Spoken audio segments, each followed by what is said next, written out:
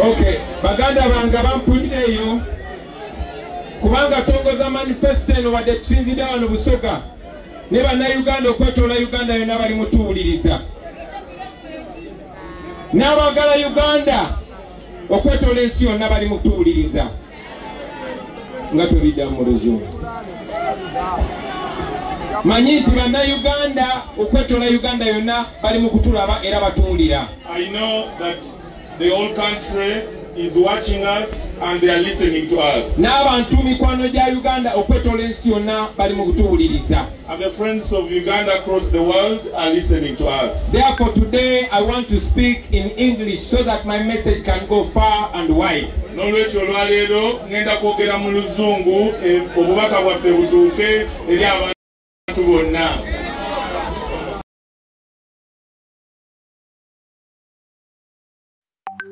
You all remember that in 2021 we were not given a chance to speak deeply to you and to speak to your hearts. Munayitukira nti mu 2020 titwasobola kwogera n'imwe mutima ku mutima.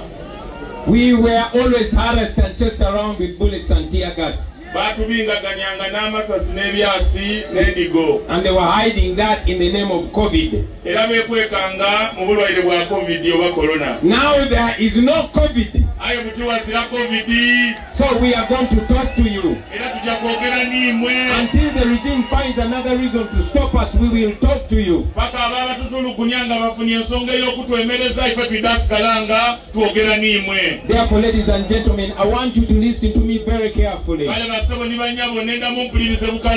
If you have a phone, please press record and record this message. If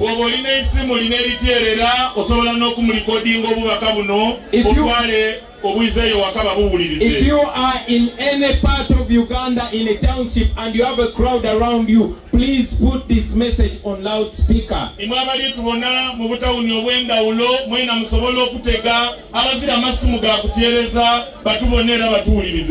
of you that are on Facebook or TikTok, please go live now. I don't want that to stop now. I want that to go on because that social media is going to be a very important weapon in this fight for freedom and democracy.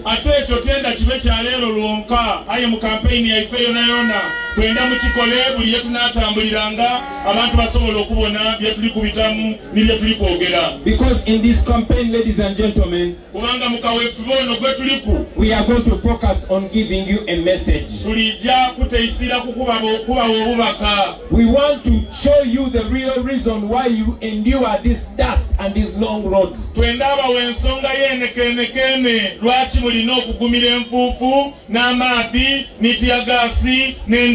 I want you to understand what you're fighting for. I want you to understand what we mean when we say a new Uganda.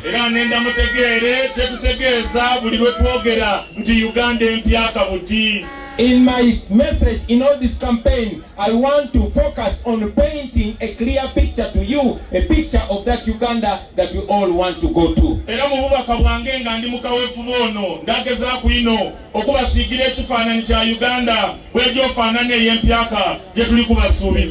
I've already requested all of you to be ambassadors of this campaign, to take over this campaign, to own this campaign, to be an agent of this campaign, and to stand in our shoes wherever we are not. My brothers and sisters, we are lucky because we have a good country. A rich country. A country that we say can come from the deep pit that they have thrown it in.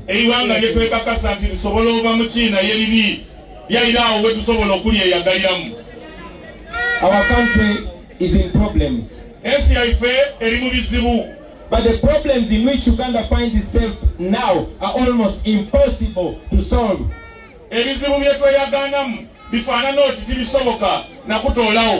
But I can tell you we can fix those problems if we start afresh. aye nenda bakakasa nje bizibu ebyo bisoboka era tubiwanga singa tutandika buyaka. I know many of you have phones and there's a button called reset button. Mulina amasimu era mulimu akapensa kosobola okuniga nga kagoba ntitandika buyaka. So dear fellow Ugandans, Bana Uganda banange, especially the young Ugandans, n'okusingira era ba musaayi muto, we find ourselves in a situation where we have to press the reset button and start afresh. Tweyaganana mu masanganziro ba magana nawe tulina okunigira akapensa ak'okutandika obuyaka. So I'm here to tell you today that the NUP government plans to press a reset to reset Uganda. Ndi wano okubakobera nti akapensa ak'okutandika obuyaka nupu ni people power n'abakalina. We are going to tear down, to break down the old system and start a new system. Tulijame na amena system ekikaire tuzimbe system empya akekolera abantu bonna bonna. A system that makes sense. Era system esobola ekola amakulu. A system that will give you a country that gives you hope. Era system erijja okuwensi gye weeyagaliramu era eyo gy'oloota. I'm talking about a new Uganda, a country that the world is going to respect. A country that even our brothers and sisters in the diaspora will be moving around and tell their friends that I come from Uganda, and they will not be shy of that. Jebajo okweyagalira mwera nga basobola n'okunumiza bannayibwe bebali eyo nti tuvuira Uganda era nga bayirelayibwe abazira miwuno. We know that there's a problem everywhere. Tuyinga ebizibu biri buli bantu. You talk about the roads, you talk about the security, you talk about the justice system. Everywhere there's a mess. Buli bantu waliwo obuchafu. But my brothers and sisters, it is possible to start afresh. And this is exactly how we're going to start afresh. I know many of you love football. And we all know that in football, there's what they call the first 11.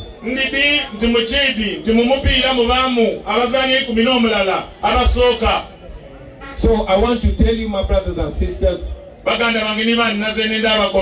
we have identified 11 key policy areas.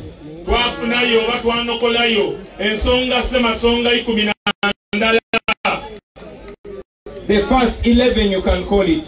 These are the first things that we're going to deal with. And these are as follows. Number 1, we are going to restore freedom. We are going to restore constitutionalism. We are going to restore the rule of law. And we are going to restore the respect for human rights.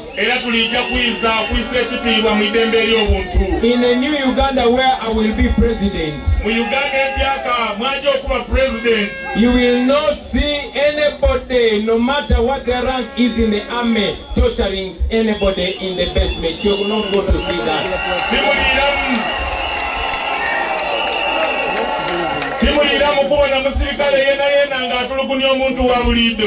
Every Ugandan will be free. You will say something, you will express your mind, and you will not have to worry what is going to happen to you for speaking your mind.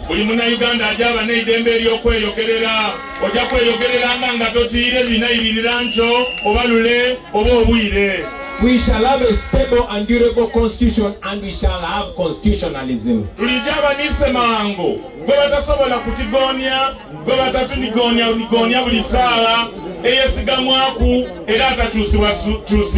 we shall have constitutionalism. In Uganda today, we have a minister for justice and constitutional affairs. But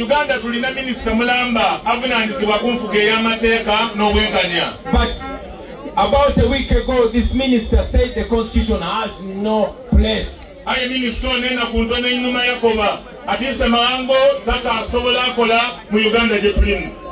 He said that it is not the election that is going to determine who governs Uganda.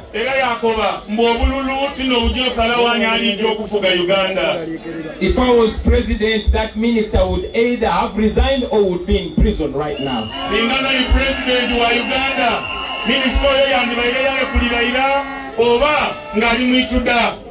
Because by being in that position and saying that, he committed treason and is liable for punishment.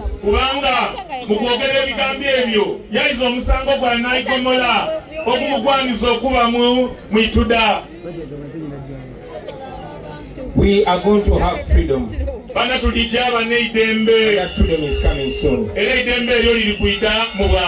We shall run a transparent and accountable citizen-centered government.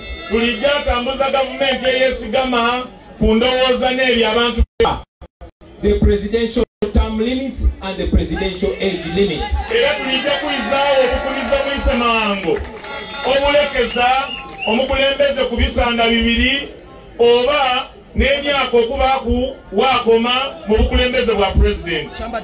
When I am president, ladies and gentlemen, we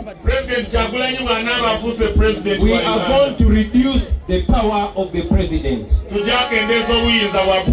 I say we are going to reduce the power of the president. Because we want the president to be answerable to the law as well. The president will no longer be the one to appoint the chief justice.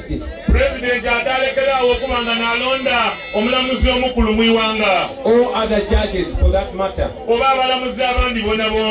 That duty shall instead be performed by independent authorities.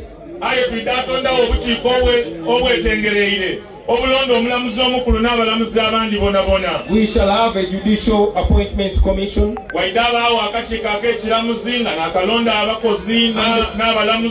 And the parliament, because it will be independent, it will also function its rightful functions. Ladies and gentlemen, and this is very important, we shall absolutely outlaw trials of civilians in military courts.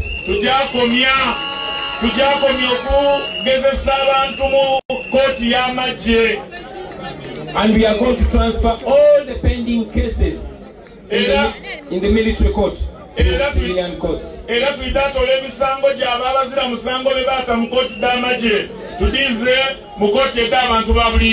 We are going to unconditionally free all political prisoners on day one.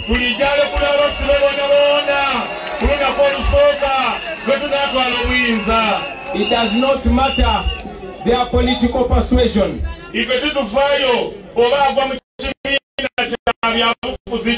We shall free all political prisoners. We shall also strictly enforce individual accountability for torture and other human rights violations.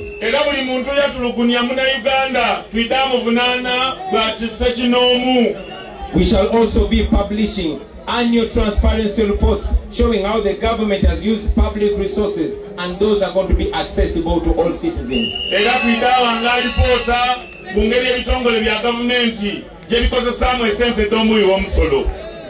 That way we're going to combat corruption.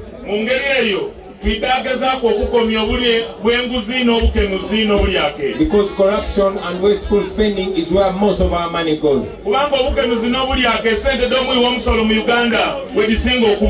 Now talking about wastage. The wastage of public resources. I had promised myself not to talk about General Museveni in this campaign. But you cannot be solving a problem and you fail to talk about the problem.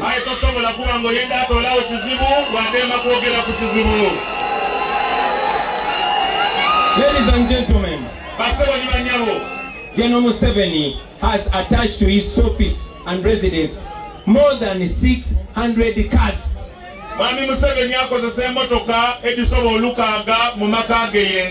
Not 6.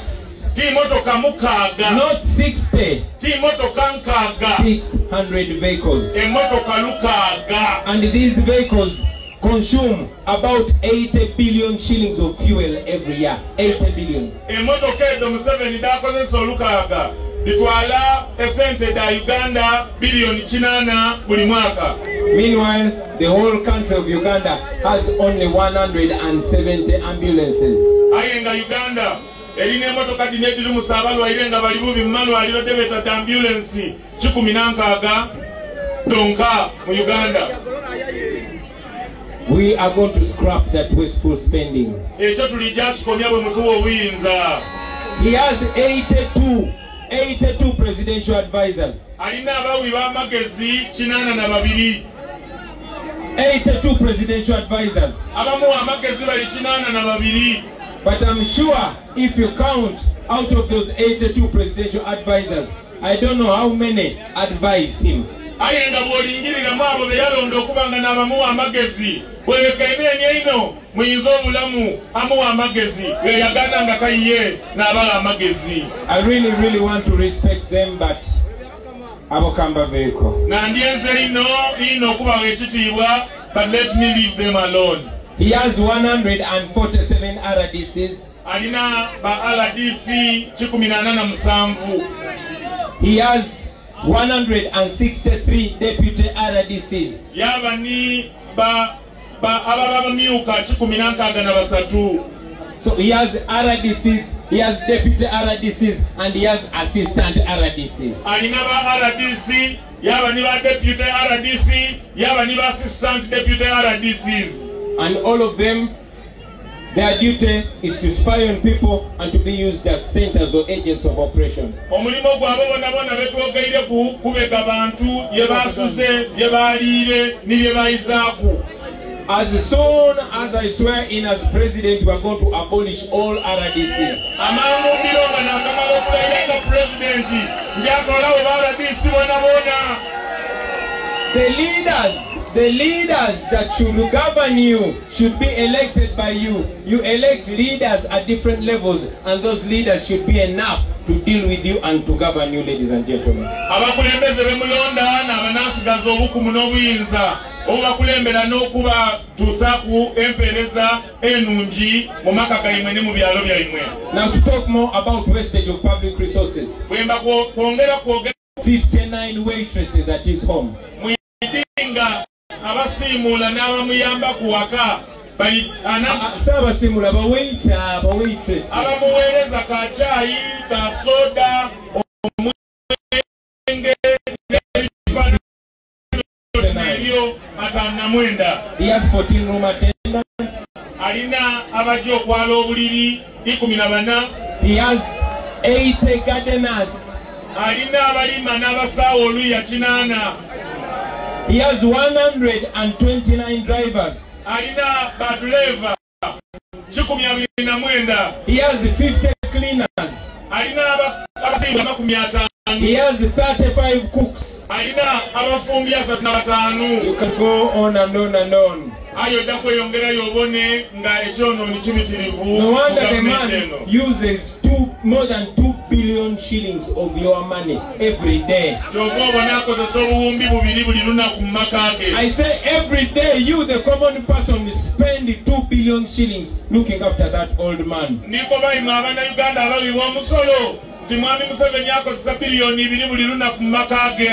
That money, after we remove Museveni, is going to be working in your hospitals.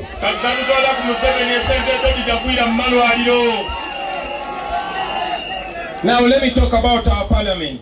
I know right here we have so many comrades that are intending to be MPs. Because this regime has made being a member of parliament the most profitable business. I have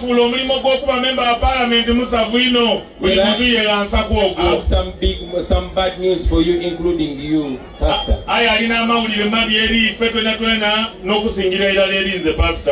That parliament is too big. We have 529 elected MPs. You see, Uganda is one of the poorest countries in the world. But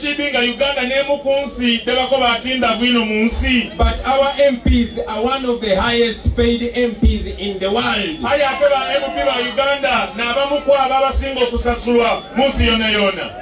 An MP in Uganda is paid higher than an MP in Germany.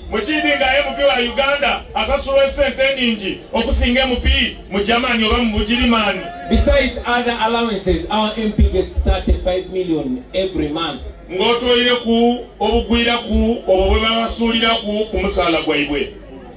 That means every MP earns more than 1 million every day.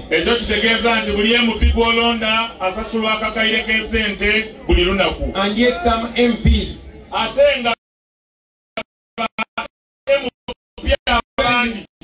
more than a month without stepping in parliament. We have reduced parliament. I said we are going to reduce this parliament. Sama Uganda Media, live Facebook. Every member of parliament is given of the 35 million every month is given 200 million every 5 years to buy a car. Aye bamua emilioni 12 buli luvainula lwa myaka 5 agule emotoka empya akapiata. We are not going to give you that money. Edesente tulijaji bawa kubanga munonya akalulu nga mulina n'emotoka. We want to decommercialize our politics. Tulikwenda kutoola sente mu byobufuzi. When I am president, people will not be killing each other to become members of parliament because it will not be lucrative anymore. Abantu bajalekera okweyita olw'okuba bali kwenda ebifo by'obufuzi kubanga ebyobufuzi bidaba tibisikiriza olw'okubanga timubeemu sente kamala. The only thing an MP is okay, not the only thing, but the most important thing an MP or a leader should get is the respect and honor. Ekintu kyonka obakale ekikulu empicha yandibayira afuna n'ekitiibwa n'akanagansi. Kati mwabalwaniro ba MP mujja kuba mulwanira kitiibwa kya honorable sente zaffe. Therefore, many of you are fighting to become members of parliament. You will start fighting for respect, not for money. Now, I want you to also remember that Uganda is sunk in debt. Uganda liri kutubira mu mabanga. We have a national debt of more than 100 trillion. That money was borrowed in your name. Who is supposed to pay that money? You and your child and your grandchild and your child's child.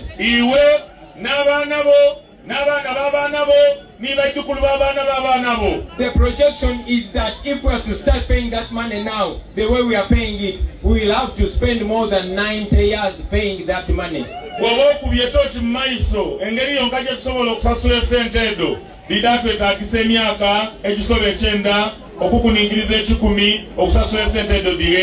Now by June next year, we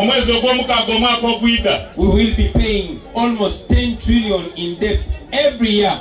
That is about 25% of the money we collect in our taxes.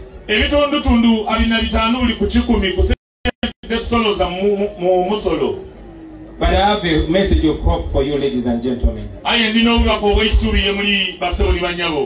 In the new Uganda, we are going to restore financial discipline. We are going to stop the reckless borrowing. We are going to stop the wasteful expenditure of government money. We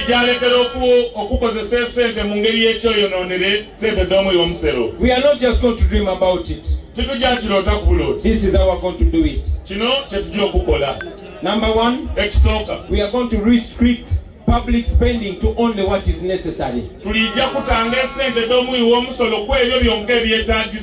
This has been done. Magufuli did it in Tanzania. Muchidinga president wa Tanzania Magufuli yachikolaku. This is being done. Traore is doing it. Ni Traore yena alikuchikola. So we are going to do it in Uganda. We have so many useless ministers, ladies and gentlemen. In a new Uganda, we are going to have only 20 ministers. After reducing the number of MPs, we are going to reduce the number of ministers. So the money that was being wasted on ministers and their lead cars and all the nonsense that goes with it is going to go back to the government coffers.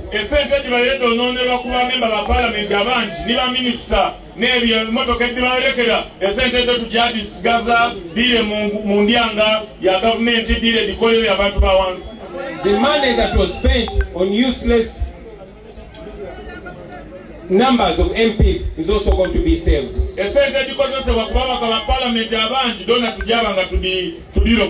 already told you that we are going to scrap RDCs and RCCs. Now, about the loans, we are going to renegotiate those loan agreements. We are going to renegotiate them to a payable term so that we can pay them quickly and we will pay them.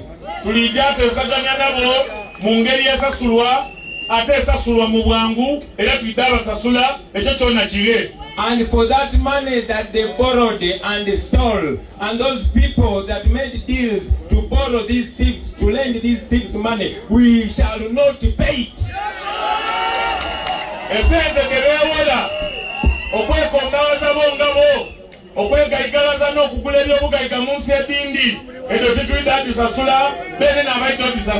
I know that it's possible. Many of you are wondering. You're saying, but we signed the contracts.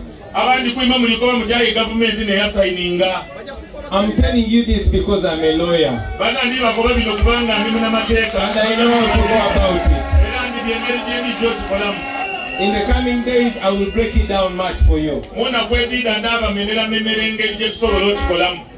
Now, I know this disturbs so many people. Every minister with the lead cars and the convoy. Everybody that is close to the regime is having convoys and cars.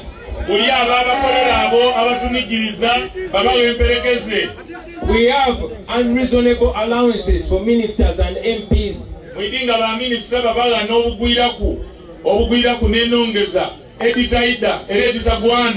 That one ends in this regime. Now the third point I want to make is about national unity and rebuilding of communities. We live in a country that is marred with historical injustices. In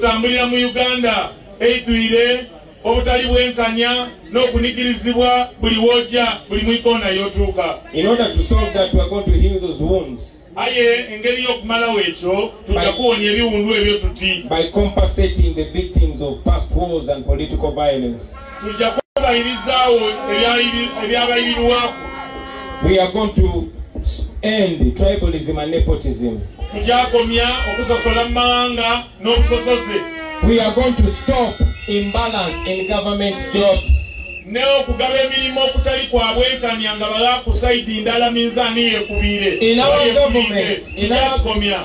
government, you're not going to find only people that look like each other.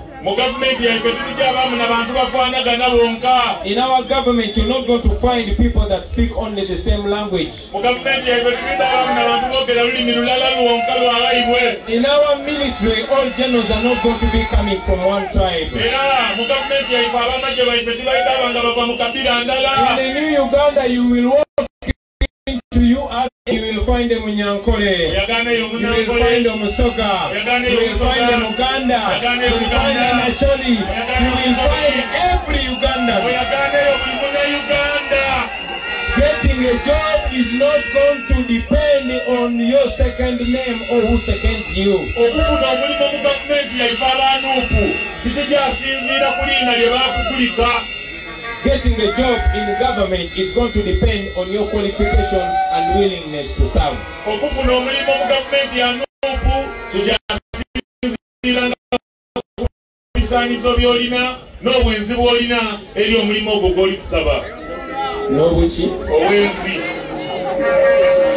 Kale agambye obwenzi. People power! Our power! We know that so many people have been hurt.